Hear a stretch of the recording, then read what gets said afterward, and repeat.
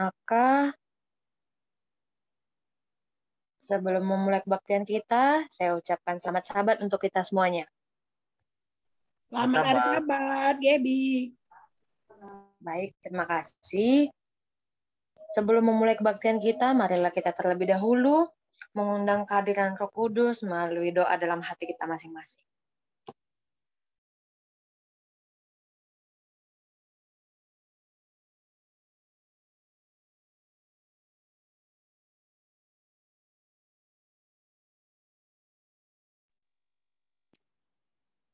Sebagai lagu pembuka kita pada sahabat ini, kita membuka lagu Sion kita nomor 345, Oh Hari Perhentian. Boleh tolong dibantu share screen lagu Sionnya, Om?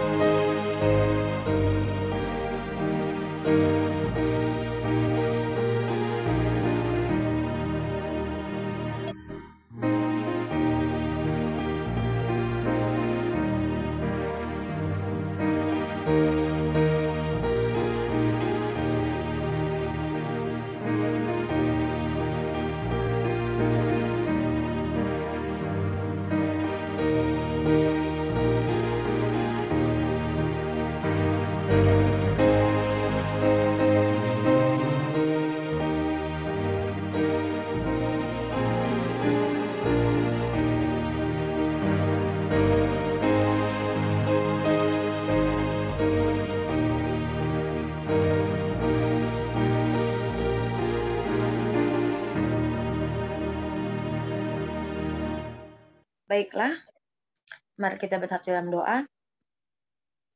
Tuhan Allah Bapa kami di surga, terima kasih untuk berkat dan penyertaan-Mu sepanjang satu hari persiapan kami, sepanjang satu hari minggu bekerja kami, hingga tiba pada sahabat yang kudus ini, Engkau masih memberkati kami, memberikan kami kesehatan, memberikan kami dan kesempatan untuk bersama-sama berbakti melalui media virtual ini, Bapa. Sebentar kami akan memulai kebaktian kami, kiranya Engkau memberkati pembicara kami, memberkati juga kami yang akan mendengarkan, Roh Kudus yang mengirimkan Roh Kudus Engkau kirimkan kepada kami, sehingga kami dapat mengerti dan menerapkannya ke dalam kehidupan kami, Bapa. Terima kasih Bapa yang baik, kehidupan kami sepanjang satu sahabat ini, dan perbaktian kami mau kami serahkan ke dalam tangan-Mu. Jadilah kehendak-Mu, ampunkan segala dosa kami, dan ajarilah kami untuk selalu mengucap syukur, karena kami berdoa dalam nama Yesus, Tuhan dan Juru Selamat kami yang hidup. Amin. Baiklah, Sekarang kita akan mendengarkan firman Tuhan yang akan dibawakan oleh Edelwis Turangan melalui lagu pujian.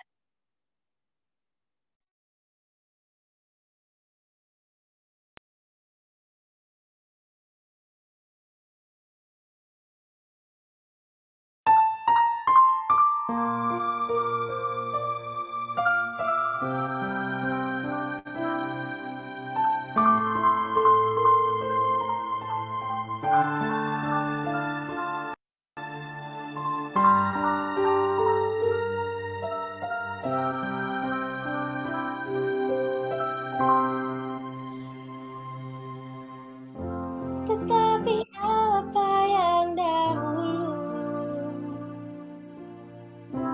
merupakan keuntungan bagiku, sekarang ku anggap rugi. Karena Kristus semuanya telah ku tinggalkan.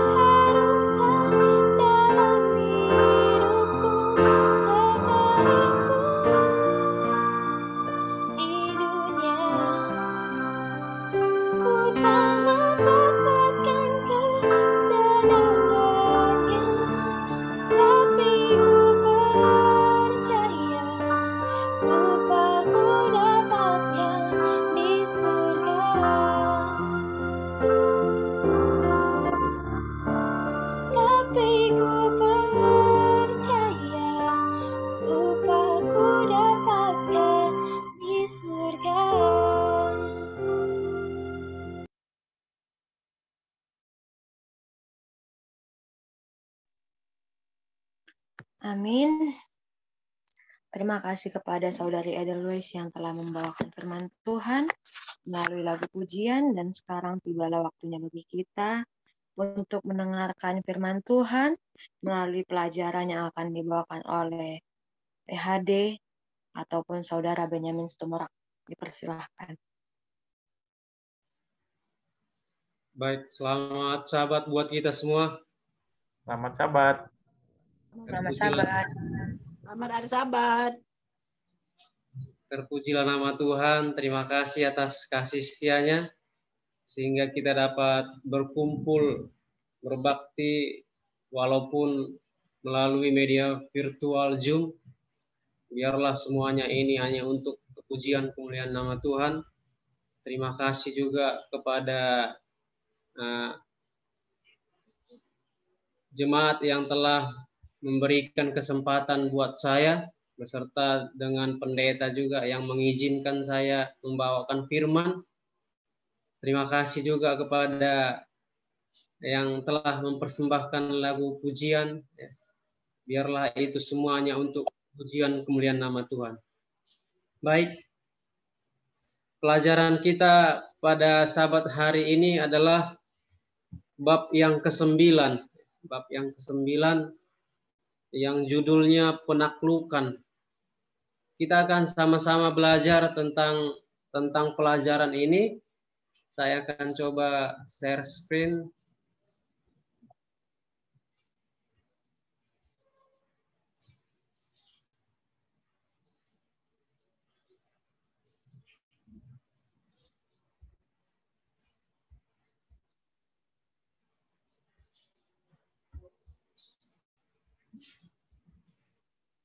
Apakah sudah kelihatan? Sudah terlihat. Baik, terima kasih. Ya, di gambar kita lihat adalah sebuah peristiwa peperangan ya.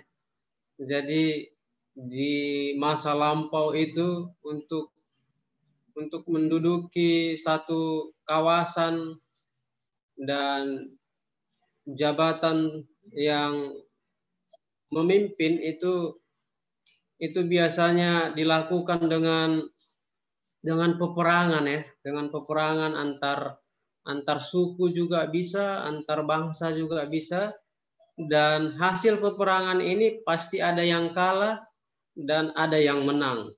Dan tentunya bila mana dari kedua kelompok ini ada yang menang, salah satu ada menjadi seorang raja ya. Ada menjadi seorang raja, dan dialah yang mengatur, dan dialah yang berkuasa atas wilayah tersebut atau atas jajahannya tersebut. Nah, pada malam hari ini kita akan belajar tentang penaklukan atas kematian ya. Jadi hal ini dalam bentuk rohani, bukan dalam peperangan. Jadi pelajaran kita adalah pelajaran yang ke-9, penaklukan, dari halaman 97 sampai 106. Yaitu adalah Yesus Kristus yang telah bangkit. Dalam Matius 28 ayat 6 dikatakan, ia tidak ada di sini sebab ia telah bangkit sama seperti yang telah dikatakannya. Jadi murid-murid pada waktu beristirahat ya, hari Sabat sebelum kebangkitan Yesus Kristus, mereka meratapi kematian Tuannya ya, sementara Yesus raja yang terbaring di dalam kubur. Jadi para murid-murid ini meratapi, mereka bersedih, mengapa Tuhan saya meninggalkan saya?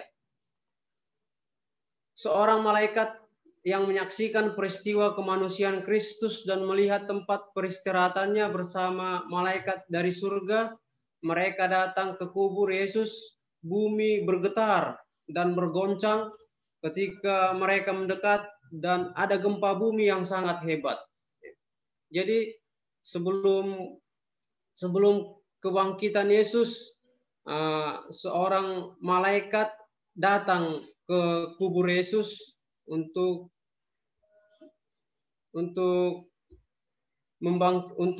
menjemput ya, untuk proses kebangkitan Yesus, dan di sana terjadi gempa bumi yang sangat hebat.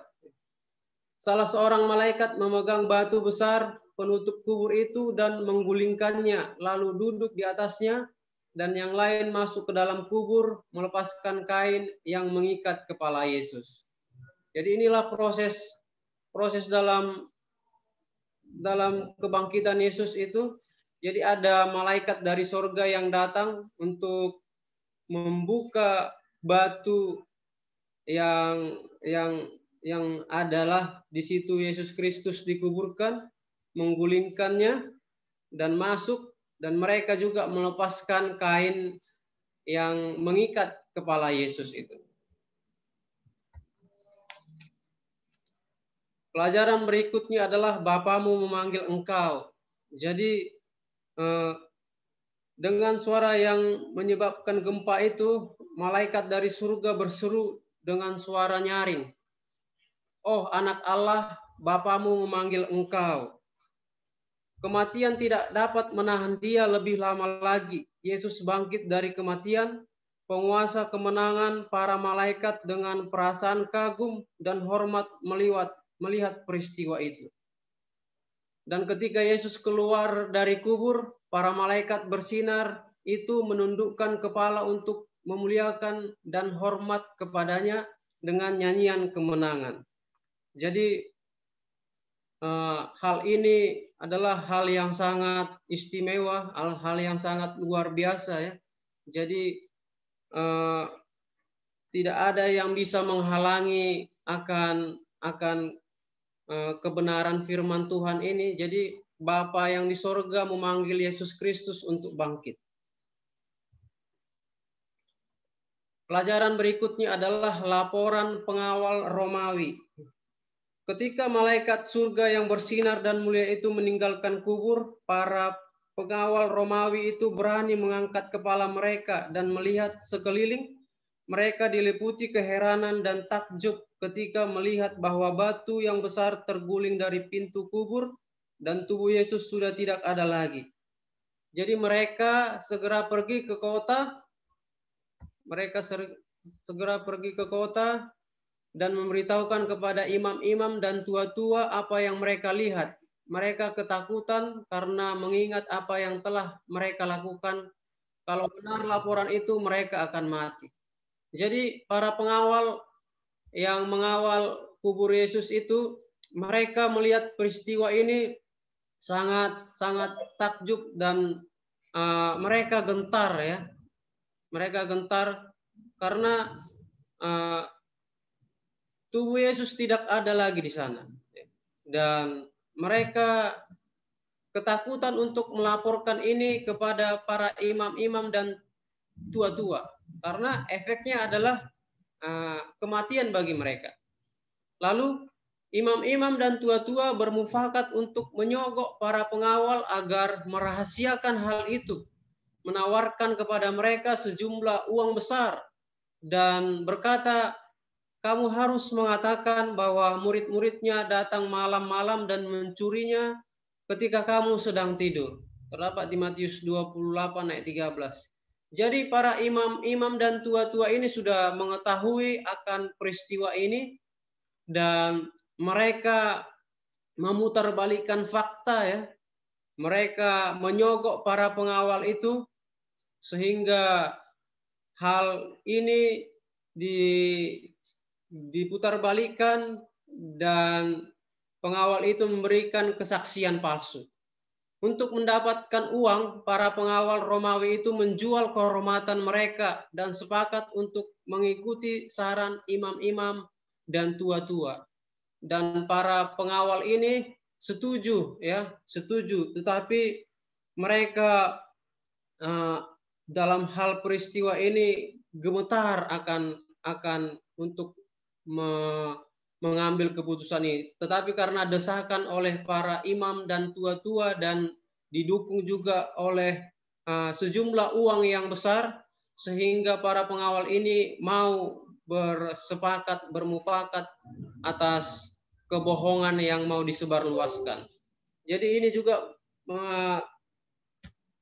tertulis dalam 1 Timotius 6 ayat 10 juga ya. 1 Timotius 6 ayat 10 saya bacakan buat kita semua. Karena akar segala kejahatan ialah cinta uang. Sebab oleh memburu uanglah beberapa orang telah menyimpang dari iman dan menyiksa dirinya dengan berbagai-bagai duka. Jadi karena uang inilah para pengawal ini mau bermufakat. Ya. Ini juga satu pelajaran untuk kita semua. Ya. Bila mana ada tawaran-tawaran duniawi ini yang menggiurkan, yang bisa menghasilkan sementara kenikmatan, tetapi memutarbalikkan fakta yang benar. Kita bisa belajar dari para pengawal ini. Jadi jangan mau tertipu akan kenikmatan dunia ini. Buah pertama penebusan. Buah pertama. Ketika Yesus terpaku di kayu salib, sudah selesai. Gunung-gunung bergoncang, bumi bergetar, dan kubur-kubur terbuka. Ketika dia bangkit dalam kemenangan atas kematian. Ketika dia bangkit dalam kemenangan atas kematian, ketika bumi bergoncang dan mendengar panggilannya keluar dari kubur mereka sebagai saksi kebangkitannya. Jadi ada peristiwa di sini yang dikatakan orang suci, ya, orang banyak yang mati dalam kebenaran mendengar panggilannya keluar dari kubur mereka sebagai saksi mengenai kebangkitannya. Jadi dalam hal ini Yesus bangkit dari antara orang mati dan bersama-sama Yesus juga ada beberapa orang yang bangkit, ya, yang bangkit menjadi saksi mengenai kebangkitannya. Orang ini adalah orang-orang yang dikasihi, orang kudus bangkit dalam kemuliaan.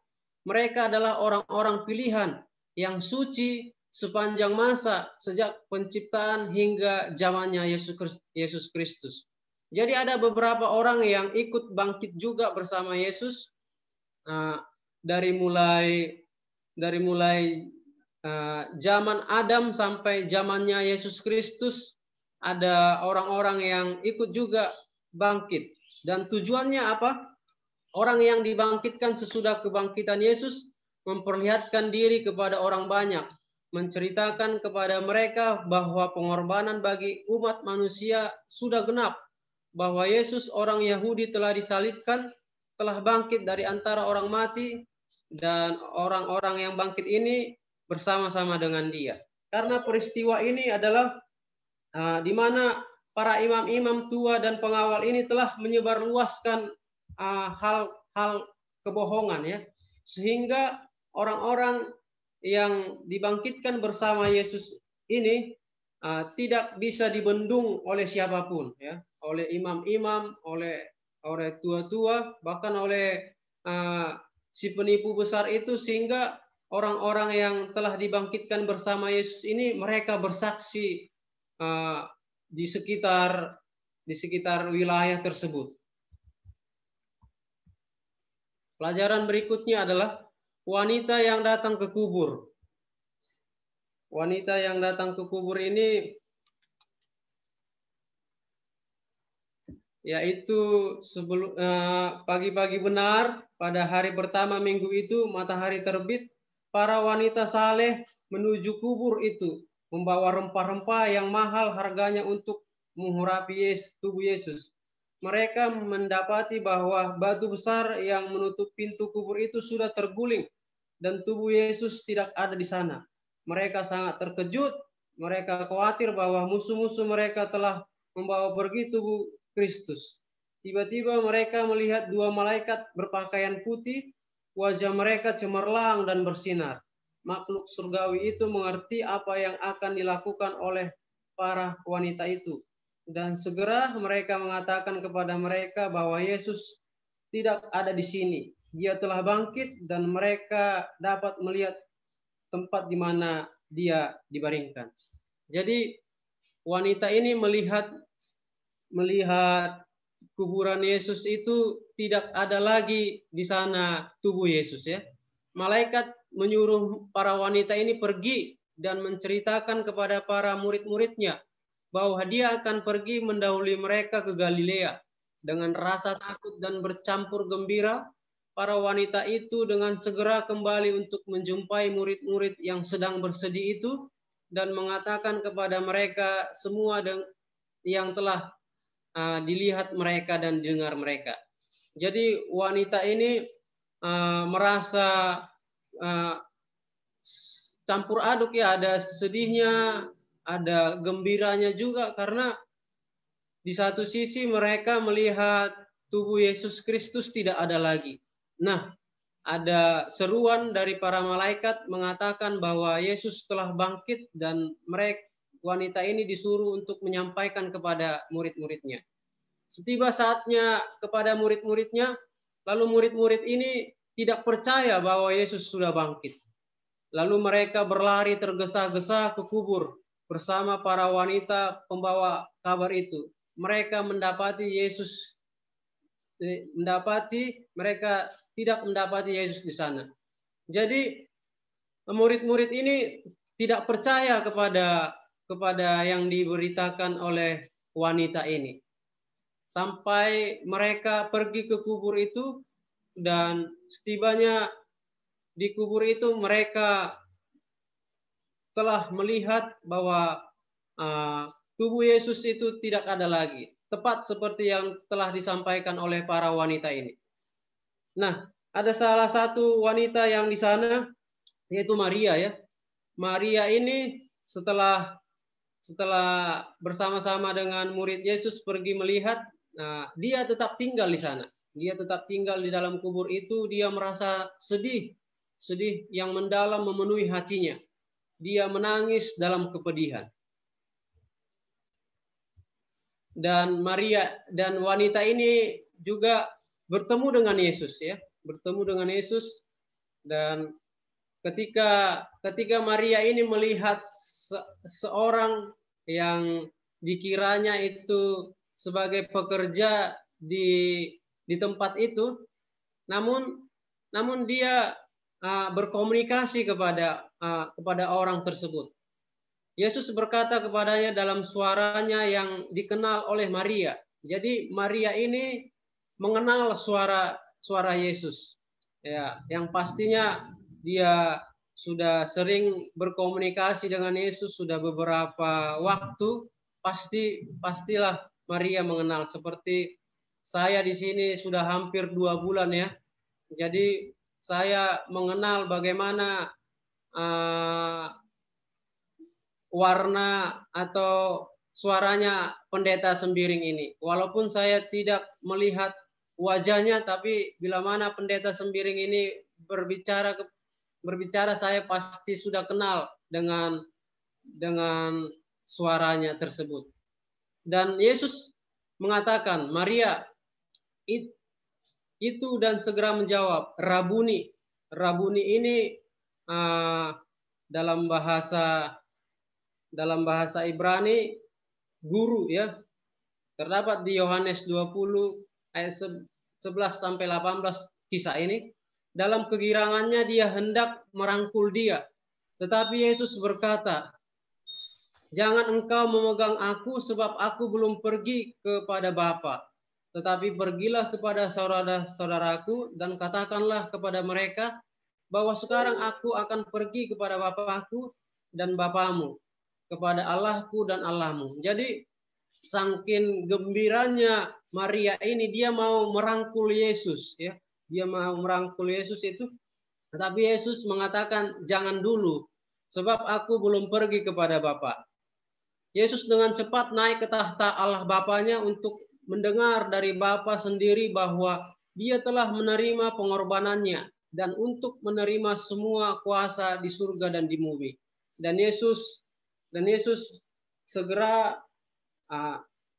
pergi kepada Bapa.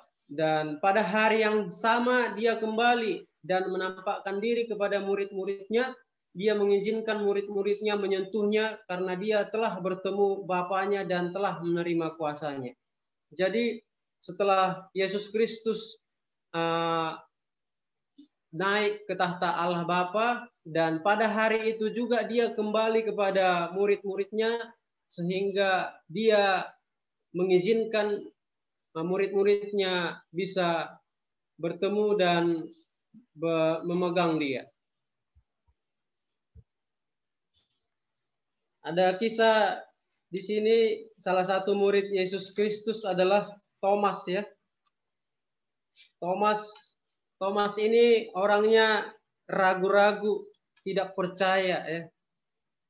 Jadi dalam peristiwa tersebut Thomas ini tidak hadir ya, tidak hadir dia, dan dia mengatakan dia tidak percaya laporan dari para murid-muridnya yang lain, melainkan teguh dan percaya diri bahwa dia tidak akan mempercayai kabar itu selain ia dapat menaruh jari-jarinya di bekas paku-paku itu dan menaruh tangannya di sisi di mana tombak yang kejam itu pernah menusuk.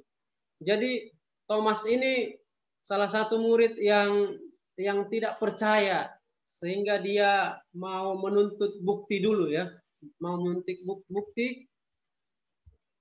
Kalau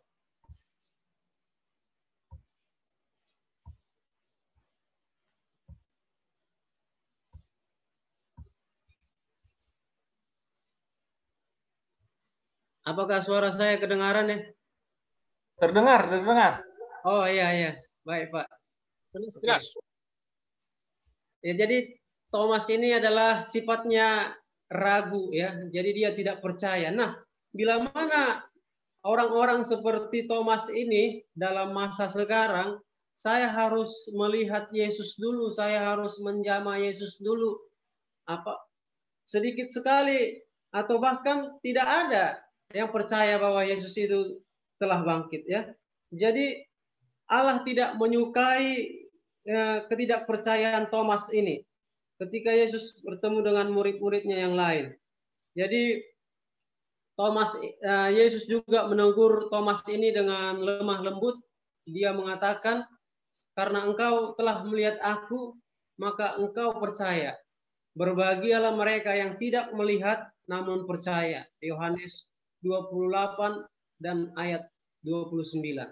Jadi kita ini generasi yang berbeda dengan Thomas ini ya. Thomas ini bisa melihat, bisa menjamahnya. Jadi Yesus berkata, berbahagialah kita.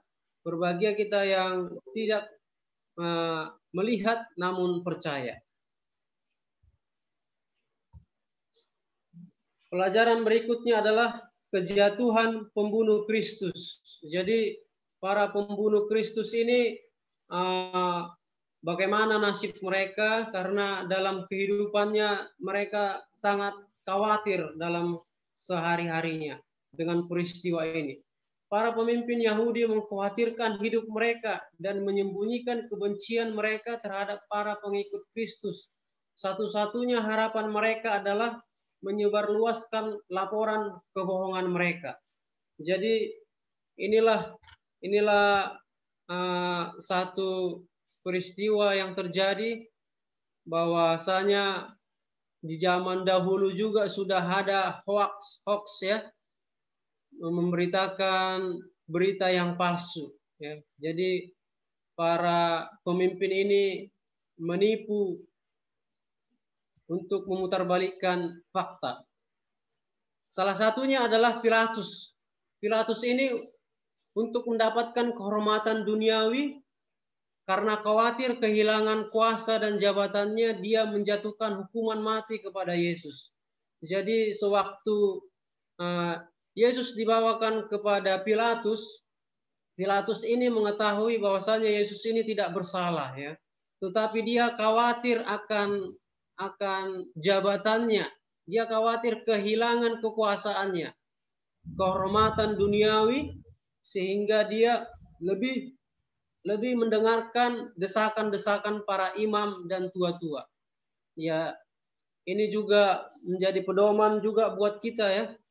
Jadi tidak ada yang patut untuk dipertahankan jabatan di dunia ini, apalagi menyangkut iman kita, menyangkut kebenaran. Karena siapa yang takut akan kehilangan nyawanya akan kehilangan, ya. Tetapi siapa yang tidak takut akan kehilangan nyawanya karena Yesus, akan diberikan juga kehidupan baru. Kesedihan akhirnya merenggut hidup Pilatus. Keputusasaan dan kemarahan merampas setiap perasaan sukacita dan pengharapan. Dia menolak untuk dihibur dan dia mati dalam kematian yang sangat menderita. Jadi dalam kehidupan sehari-hari Pilatus ini sedih, dia merasa sedih, ya, dan dia menolak untuk dihibur oleh siapapun, sehingga sampai akhir hayatnya dia mati dalam keadaan yang menderita. Inilah hasil dari keputusan yang telah diambil oleh Pilatus ini. 40 hari bersama murid-murid. Pelajaran berikutnya adalah, jadi Yesus memberikan kepada murid-muridnya kuasa untuk melakukan berbagai mujizat, dan dia menyatakan kepada mereka walaupun mereka dianiaya oleh orang jahat, dari waktu ke waktu dia akan mengirim malaikatnya untuk melepaskan mereka. Hidup mereka tidak akan diambil hingga misi mereka selesai dilaksanakan. Jadi dalam masa 40 hari ini sebenarnya murid-murid Yesus sangat ingin sekali berlama-lama dengan Yesus, karena mereka rindu mendengarkan setiap kalimat yang diucapkan dari mulutnya yang lemah lembut itu, sehingga mereka sangat senang berada di dekat Yesus. Dan Yesus juga memberikan amaran kepada murid-muridnya, bila mana mereka sudah diberikan kuasa, tidak menutup kemungkinan mereka juga akan mendapati aniaya, ya, aniaya. Dan Yesus juga menguatkan mereka tetaplah bertahan, ya, tetap bertahan, karena tidak ada seorang pun yang akan mengambil hidup mereka selagi misi mereka itu belum dilaksanakan. Yesus mengatakan kepada mereka bahwa dia akan pergi dan menyediakan tempat bagi mereka dan akan kembali menyambut mereka agar mereka selalu bersama dia. Dia juga berjanji akan mengirim Sang Penghibur, yaitu Roh Kudus, untuk memimpin mereka kepada kebenaran. Ia mengangkat tangannya dan memberkati mereka. Jadi Yesus berjanji kepada para muridnya dan kepada kita juga. Yesus pergi ke sorga, duduk di sebelah kanan Allah Bapa, yang menyediakan tempat untuk kita, ya, yang nantinya Yesus Kristus datang kedua kali.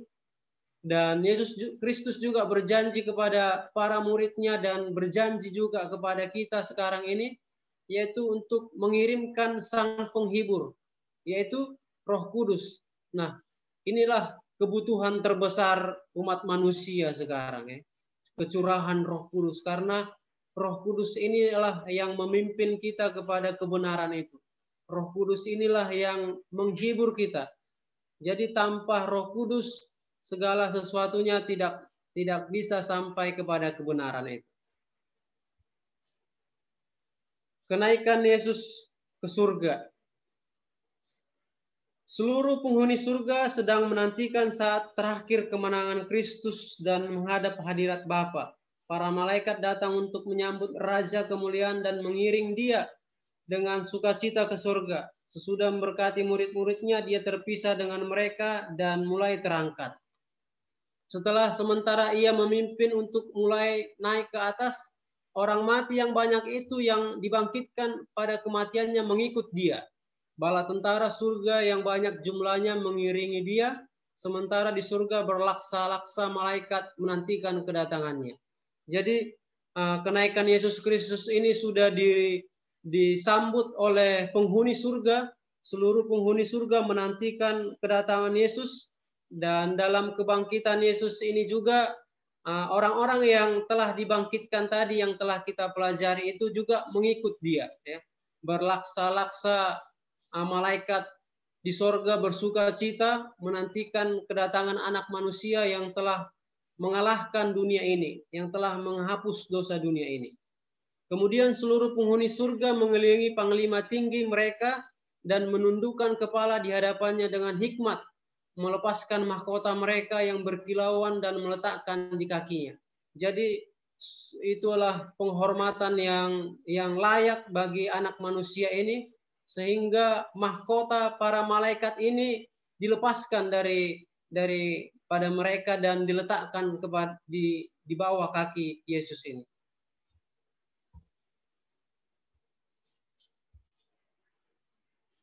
Pelajaran berikutnya adalah janji untuk kembali, ya. Janji untuk kembali, banyak sekali ayat-ayat yang mengatakan bahwa Yesus Kristus akan kembali. Dia berjanji akan kembali. Salah satunya terdapat di Yohanes 14. Di Yohanes 14 ayat 3, saya bacakan untuk kita semua. Dan apabila aku telah pergi ke situ dan telah menyediakan tempat bagimu, aku akan datang kembali dan membawa kamu ke tempatku, supaya di tempat di mana aku berada, kamu pun berada. Jadi Yesus Kristus berjanji kepada kita semua akan kembali, ya. Yesus Kristus berjanji kepada kita, dia akan kembali. Karena kalau tidak Yesus Kristus kembali, sia-sialah, sia-sia semua yang kita percaya ini. Dan para murid-murid ini menatap ke langit dengan kesedihan untuk melihat dengan pandangan terakhir Tuhan mereka yang terangkat. Jadi murid-murid ini sedih karena Tuhannya sudah terangkat, dan malaikat mengatakan kepada mereka, "Hai orang-orang Galilea, mengapa kamu berdiri melihat ke langit? Yesus ini yang terangkat ke surga meninggalkan kamu akan datang kembali dengan cara yang sama seperti kamu melihat dia naik ke surga." Jadi malaikat ini mengatakan kepada kita, Yesus Kristus akan datang kembali dengan cara yang sama, ya. Jadi Yesus Kristus datangnya tidak sembunyi-sembunyi. Bila mana Yesus datang, dia akan kelihatan sampai semua dunia ini. Dan dalam kedatangan Yesus Kristus inilah kesukaan bagi kita umat-umat Tuhan, karena kita mengetahui bahwasanya dunia ini sudah tua, ya. Dunia ini adalah akhir, ini adalah masa-masa di mana sejarah dunia ini akan berakhir. Jadi ini adalah salah satu kerinduan terbesar kita semua. Terkhususnya juga kepada saya juga sangat rindu akan kedatangan Yesus Kristus ini. Karena saya percaya bahwa Yesus Kristus tidak lama lagi akan datang. Nah, pelajaran berikutnya adalah di kisah pengharapan ini, kemarahan setan. Jadi setan ini marah, marah. Karena kenapa dia marah? Dia telah gagal untuk membuat Yesus Kristus jatuh dalam dosa. Ya, karena tuntutan setan ini kepada pencipta, hukummu itu tidak adil, ya. Dan Yesus Kristus membuktikan bahwasanya hukum Tuhan itu adalah kasih dan adil, ya. Tidak ada paksaan. Yesus Kristus di dalam hidupnya bersandar kepada Bapanya, sehingga dalam semua aspek kehidupannya tidak ada yang kalah dibuat oleh setan. Setan sekali lagi mengajak para malaikatnya dengan kebencian yang meluap-luap terhadap pemerintahan Tuhan. Jadi dia benci kepada pemerintahan Tuhan ini. Berkata kepada mereka bahwa usaha mereka harus 10 kali lebih kuat untuk melawan para pengikut Yesus. Boleh kita bayangkan, ya. Dulu kuasa setan ini begitu luar biasa untuk menaklukkan Yesus Kristus ini. Namun Yesus Kristus menang, dan di sini dituliskan bahwa setan melipat gandakan, yaitu sekarang 10 kali lipat untuk menjatuhkan umat-umat Tuhan. Jadi ini suatu amaran buat kita. Mari kita selalu bersandar kepada Tuhan. Jangan mengandalkan pemikiran kita, jangan mengandalkan kekuatan kita. Jadi apa yang telah difirmankan Tuhan kepada kita, baik melalui Alkitab maupun melalui roh nubuat, kita menurut ya. Kita menurut, karena setan ini sangat licik ya. 10 kali lebih kuat dia pada masa-masa sekarang ini. Di setiap generasi mereka harus mencari perangkap bagi orang yang percaya kepada Yesus. Para malaikat setan akan berjalan berkeliling sama seperti singa yang mengaum-ngaum, mencari para pengikut Yesus yang dapat dikalahkan. Jadi setan ini dalam setiap generasi ya, setiap generasi mempunyai perangkap ya. Di generasi sekarang sudah banyak sekali perangkap setan ini yang bisa melupakan manusia kepada pencipta. Ya, banyak sekali. Bisa itu melalui idola-idola yang ada di televisi ya. Bila mana seseorang mengidolakan yang talentanya luar biasa dalam keduniawian, sehingga dia apapun dalam kesehariannya itu melihat yang diidolakannya ini, mencari-cari tahu seperti apa yang diidolakannya ini, sehingga lupa kepada idola yang sesungguhnya itu, yaitu Yesus Kristus. Nah, ada juga perangkap setan ini di mana sekarang gadget ini sudah merajalela di dunia ini ya. Tanpa gadget mungkin sebagian orang tidak bisa hidup. Bangun tidur langsung lihat gadget. Sampai tidurnya juga di sampingnya harus ada gadget ya. Jadi lupa kepada Tuhan, sehingga gadget inilah berhalanya. Jadi tidak salah mempunyai seluler ya, tetapi kita harus mengendalikan handphone kita itu. Itulah beberapa jerat yang dilakukan oleh setan dalam generasi ke generasi. Generasi sekarang sangat luar biasa jeratnya. Jadi mari kita teliti ya. Mari kita teliti, mari kita ujilah segala sesuatu ya. Peganglah yang baik. Jadi sebagai kesimpulannya pada pelajaran kita hari ini adalah tentang kebangkitan Yesus ini. Kebangkitan Kristus betul-betul menunjukkan kemenangannya, dan kebangkitannya ini mempunyai kuasa dan manfaat bagi hidup kita. Ya, kebangkitan Kristus membawa arti penting bagi pribadi Kristus, bagi karya Kristus, bagi Injil, dan bagi orang percaya. Jadi bagi orang-orang yang percaya, kebangkitan Yesus Kristus ini sangatlah menjadi sukacita. Ya. Dia menyediakan tempat bagi orang percaya serta mengirim Sang Penghibur, yaitu Roh Kudus. Jadi Yesus Kristus ini setelah bangkit, dia adalah Tuhan kita, dia adalah penebus kita, dan dia menyediakan tempat ya, menyediakan tempat di kerajaan sorga, dan dia juga mengirimkan Sang Penghibur, yaitu Roh Kudus.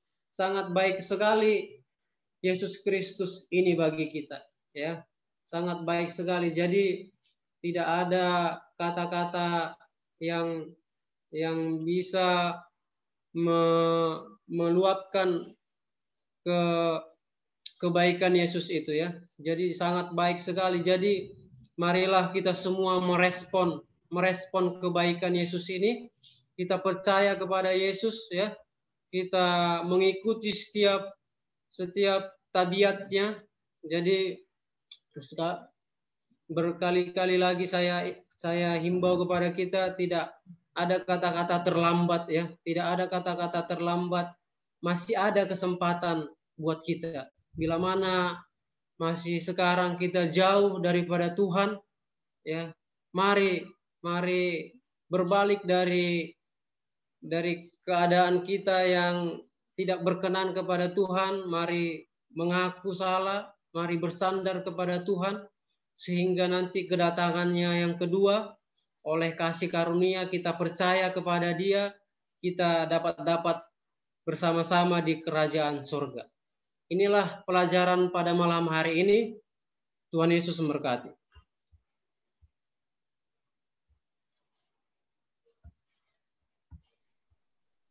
Baiklah, terima kasih kepada Saudara Situmorang yang telah membagikan firman Tuhan yang begitu baik, yang mengingatkan kita akan kebaikan Tuhan, bagaimana cara kita merespon kebaikan Tuhan, sehingga kita bisa menguasai diri kita bisa menaklukkan setan, dan kita bisa menjadi pribadi yang lebih baik lagi sebelum kedatangan yang kedua kali. Nah, maka dari itu, sekarang dipersilakan kepada saudara-saudari atau Bapak Ibu sekalian untuk memberikan keterangan tambahan atau memberikan pertanyaan jika ingin ditanyakan. Jika ada yang ingin ditanyakan. Terima kasih.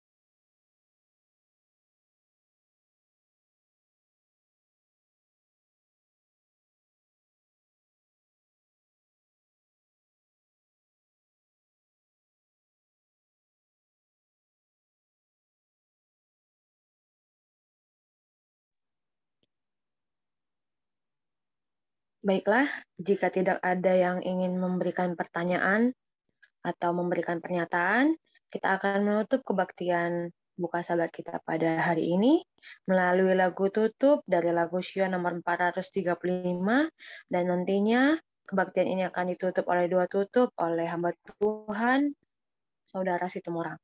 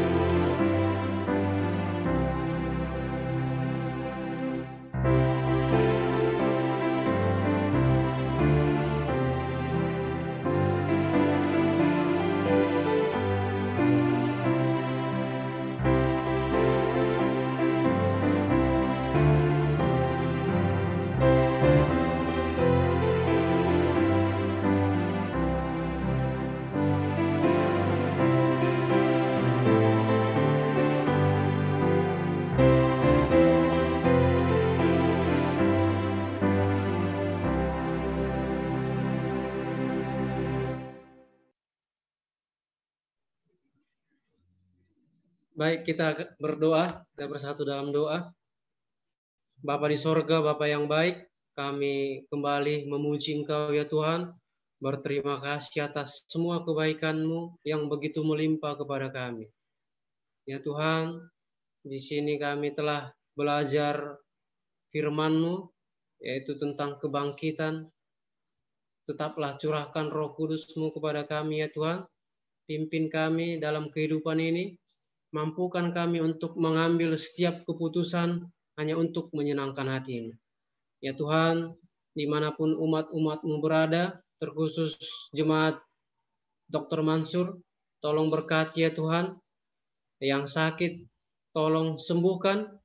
Berkati makanan, minuman, obat-obatan, bahkan terapi yang digunakan.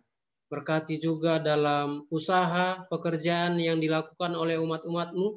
Cukupkan segala kebutuhan yang mereka perlukan ya Tuhan. Berkati juga para pemimpin bangsa kami ini dan para pemimpin organisasi kami ini ya Tuhan. Biarlah semua keputusan yang mereka ambil untuk menyenangkan hati-Mu. Ya Tuhan, kami akan beribadah besok pagi. Tolong berkati kami, tibakan kami dalam gereja tanpa kekurangan suatu apapun. Kami akan beristirahat pada malam hari ini ya Tuhan. Jagai kami dengan malaikat-Mu yang kudus. Terima kasih ya Tuhan atas semua kebaikan-Mu. Terima kasih telah menghapus dosa dunia ini. Terima kasih telah mendengar dan menjawab doa kami. Dalam nama anak Yesus Kristus kami berdoa dan mengucap syukur. Amin.